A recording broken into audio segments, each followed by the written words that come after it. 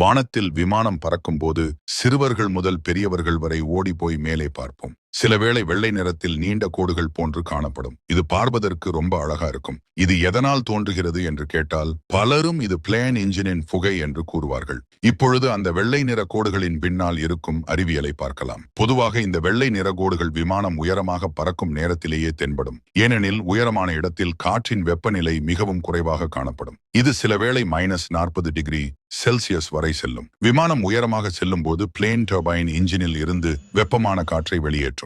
இந்த வெப்பமான காற்றில் உள்ள நீராவி மிகவும் குளிர்ச்சியான காற்றில் சேரும் போது சிறிய நீர்த்துளிகளாக மாறும். இதுவே நமக்கு புகை போன்ற தோற்றத்தை தருகிறது. இதை நாங்கள் எப்படி எளிமையாக விளக்கலாம் என்றால், வெளிநாடுகளில் குளிர்ச்சியான காலநிலையில் நாம் சுவாசிக்கும் போது நமது சுவாச காற்று புகை போன்று தோன்றும். இது நாம் சுவாசிக்கும் போதுள்ள சூடான நீராவி குளிர்ச்சியான காற்றில் சேரும் போதே இப்படி தோன்றுகிறது. இப்படியான தகவல்களை பெற AK Bytes தமிழ் யூடியூப் தளத்தை சப்ஸ்கிரைப் செய்யுங்கள்.